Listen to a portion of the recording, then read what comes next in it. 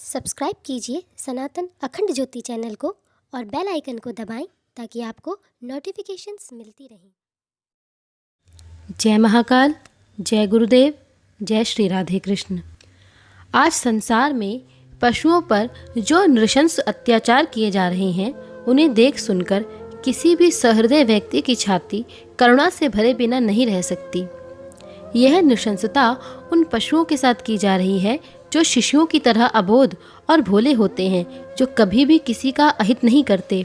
भेड़ बकरी से लेकर गाय बैल, भैंस भैंसा, घोड़ा गधा आदि किसी भी ऐसे जानवर को ले लीजिए जो मनुष्य के संपर्क में रहकर अत्याचारों का लक्ष्य बने हुए हैं। कितना अच्छा होता कि ये अभागे पशु मनुष्य के संपर्क में ना आए हुए होते, अथवा मनुष्य को किसी प्रकार उपयोगी सिद्ध ना हुए होते, अथवा इतने सीधे, आज्ञाकारी और विश्वासी ना होते। ऐसा होने से कम बंधकर तो अत्याचार न सहते, हिरन बंदरों की तरह कहीं जंगलों में स्वच्छंद विहार करते और जैसे भी होता शत्रु जीवों से भाग छिपकर अपनी रक्षा करते, और यदि किसी हिंसक जीव जंतु की चपेट में आ भी जाते तो एक बार ही मृत्यु का आलिंगन करके सदा के लिए मुक्ति पाते। इस प्रकार दिन रात परिश्रम करके आधा पेट घास फूस खाकर दिन रात मनुष्य का अत्याचार तो न सहते। एक तो बंधन, दूसरा परिश्रम, तीसरा आधा पेट और चौथे अत्याचार। यह चार दंड एक साथ सहने वाले पशुओं की आत्मा परमात्मा के प्रतिनिधि कहे जाने वाले मनुष्य को क्या कहती होगी। अंदर ही अंदर रोती हुई मनुष्य के संपर्क में आने के अपने दुर्भाग्य को कोसती होगी। भेड़ बकरी को ले लीजिए, लोग इन्हें पालते हैं, कभी कुछ विशेष खाने पीने को नहीं देते, यूं ही छोड़ देते हैं। बेचारी दिन भर जहाँ जहाँ ऐसी वैसी वस्तुएं बिन चुनकर खा लिया करती हैं।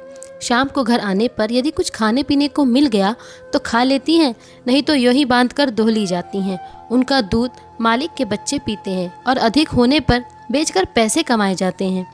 इस प्रकार लोग बिना कुछ विशेष व्यय किए अधिक से अधिक लाभ उठाया करते हैं। जो लोग अधिक भेड़ बकरी पाला करते हैं तो जंगल में बिना पैसों की वनस्पति चुगा लाते हैं और उनके दूध और ऊन से मनमाना लाभ कमाते हैं। दूध बेचने वाले पालक उनके बच्चों को माँ का दूध नहीं पीने देते। दूध बचाने के लिए वे कभी बच्चों के मुंह को रस्सी से बांध देते हैं, कभी उन पर कपड़ा लपेट देते हैं और कभी कोई ना कोई थैली चढ़ा देते हैं, जिससे बालक अपनी माँ का दूध पीने में असमर्थ हो जाता है। यदि यही भेड़ बकरी मनुष्य के संपर्क में न आकर जंगलों में स्वच्छंद रहती तो बिना किसी बंधन अथवा प्रतिबंध के परमात्मा की पैदा की हुई वनस्पति को मनमाना खाती और अपने प्यारे मेमनों को जी भर कर दूध पिलाती। अपने बच्चों के प्रति यह अत्याचार उन्हें मनुष्य के संपर्क में आने के कारण ही सहना पड़ता है। भेड़ बकरियों के सारे बच्चे समय समय पर कसाईयों के हाथ बेच दिए जाते हैं। रोज शाम को अपना पेट भरकर आने के बाद जो बकरी या भेड़ मिमियाती हुई अपने बच्चों को पुकारती और चाटा करती थी, एक दिन वह उन्हें खोजे से भी नहीं पाती। तब उसके पास रात भर बिना कुछ खाए पिए उदास और आंसू बहाने के सिवा और कोई चारा नहीं रह जाता। जिस समय इधर यूं बच्चों की आशा में फिर परेशान होकर मिमियाती है, तब उसका मेमना कहीं पर कट चुका होता है। यह इसलिए कि बकरी विवश होती है। इस अत्याचार का वह ना तो बदला ले सकती है और ना ही विरोध कर सकती है, क्योंकि निर्दयी मनुष्य के बंधन में होती है। मनुष्य के साथ रहने के बजाय यदि वह जंगल में रह रही होती तो क्यों वह अपने देश को छोड़कर जाती, और क्यों उसके बच्चे उसकी गैर हाजिरी में अथवा उसकी आंखों के सामने कसाई के हाथ बेच दिए जाते। इसके अतिरिक्त जब बकरी स्वयं बूढ़ी हो जाती है अथवा उसके मांस से दूध की अपेक्षा अधिक लाभ होता है तो उसको भी एक दिन कसाई के हाथों बेच दिया जाता है। कितना अच्छा होता कि मनुष्य या तो इन जानवरों को पालता ही नहीं अथवा स्वार्थवश उनके साथ इस प्रकार का अत्याचार न करता। लोग भेड़ बकरियों को पालते ही अधिकतर कसाईयों के हाथ उनके बच्चे बेचने के लिए ही है। मनुष्य यही हाल गाय भैंस और बैलों आदि के साथ भी किया करते हैं। जब तक गाय भैंस दूध दिया करती हैं अथवा बैल काम योग्य रहा करते हैं, तब तक उनके साथी बने रहते हैं।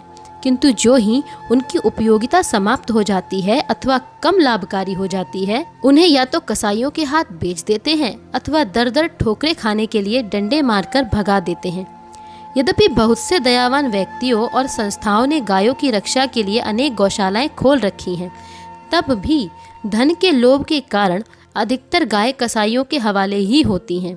गौशालाओं से उंगलियों पर गिनने लायक संख्या में गायों को कुछ राहत तो मिल जाती है, किंतु बेचारे बूढ़े बैल और कमजोर भैंसे, भेड़ बकरी आदि तो छुरी के ही घाट उतरा करते हैं। मनुष्य का स्वार्थ उसे यह नहीं सोचने देता कि जिन बैल अथवा भैंसों से उसने जीवन भर तो परिश्रम लिया है, उनको इस प्रकार कसाई खानों के हवाले करना कितना बड़ा पाप है। जो जानवर उसकी सेवा करते करते अपनी सारी शक्ति, अपना सारा पौरुष बलिदान कर चुके हैं, वे अब कमज़ोर होने पर अथवा बूढ़े होने पर यदि कसाई के हाथ ना बेचकर छोड़ भी दिए गए तो वे कहाँ जाएंगे? कौन उन्हें आश्रय देगा अथवा कौन उन्हें एक मुट्ठी चारा भी देगा, सिवाय इसके कि वे भूखे मारे मारे फिरे और यदि किसी की कोई वस्तु खा ले तो बुरी तरह से मार खाएं। उनके पास क्या उपाय रह जाता है?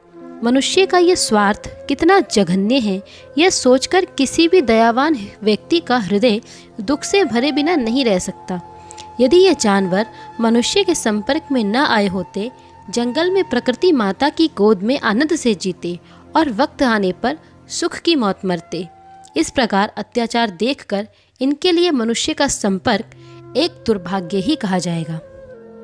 इसके अतिरिक्त गुजरों की बात सोचने और उनकी चर्बी निकालने के लिए पाले हुए गुजरों पर जो अत्याचार किए जाते हैं, उसे देखकर तो रोंगटे खड़े हो जाते हैं।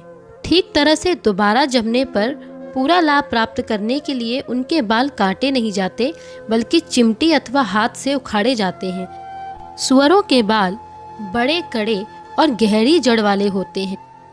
उन्हें जड़ से उखाड़ने में उस पशु को कितनी पीड़ा होती होगी, या तो इसे कोई अंतर्यामी ही जान सकता है अथवा कोई भावुक सहृदय अनुभव कर सकता है। इसका थोड़ा बहुत अनुमान इस बात से भी लगाया जा सकता है कि पीड़ा के कारण छटपटाने अथवा उछलने कूदने से रोकने के लिए उसके चारों पांव बांध दिए जाते हैं। चर्बी प्राप्त करने के लिए तो इन गरीबों को आग में सेक सेक कर मारा जाता है। चारों पांव बांधकर वो आदमी उसे लाठी डंडे पर उल्टा कर नीचे जलती हुई आग पर सेका करते हैं। साथ ही उसकी चित्कार को रोकने के लिए उसका मुख पूरी तरह से बांध दिया जाता है। अपने स्वार्थ के वशीभूत होकर मनुष्य यह नहीं सोच पाता कि वह क्या कर रहा है। बेचारे निरुपद्रवी सूअर के बाल काटकर भी प्राप्त किए जा सकते हैं और चर्बी मरने पर निकाली जा सकती है, किंतु नहीं, मनुष्य को तो उसका जड़ तक पूरा बाल चाहिए और मरे हुए सूअर की चर्बी उसके ज़्यादा काम नहीं आती। कितना अच्छा होता कि मनुष्य उसके कटे बालों से ही काम निकाल लेता और प्राकृतिक मृत्यु होने के बाद चर्बी की उपयोगिता से संतोष कर लेता। किंतु स्वार्थ से मनुष्य इतना मजबूर हो चुका है कि पशुओं की किसी वस्तु का अधिक मूल्य पाने के लिए उन पर नृशंस से नृशंस अत्याचार करने में संकोच नहीं करता। करुणा तो जैसे आज के मनुष्य के हृदय से समाप्त ही हो गई है। इस प्रकार किसी भी क्षेत्र में क्यों न देखा जाए, मनुष्य के संपर्क का हर काम वाला जानवर मनुष्य के स्वार्थपूर्ण अत्याचार में पिसा और मरा जा रहा है। इसे देखकर तो यही कहना पड़ता है कि यह इन पशुओं का दुर्भाग्य है जो यह मनुष्य के संपर्क में आए। होना तो यह चाहिए कि मनुष्य के संपर्क में आ जाने पर पशुओं को अधिक से अधिक सुख सुविधा मिलती, पर इसके विपरीत मनुष्य के संपर्क में आने से वे बेचारे बेमौत मारे जा रहे हैं। कितना अच्छा होता कि या तो मनुष्य इनके साथ दया का बर्ताव करता अथवा वे मनुष्य के संपर्क में कभी आए ही ना होते। युग ऋषि पंडित श्री राम शर्मा आचार्य, अखंड ज्योति पत्रिका, जून 1969। जय महाकाल, जय गुरुदेव, राधे राधे।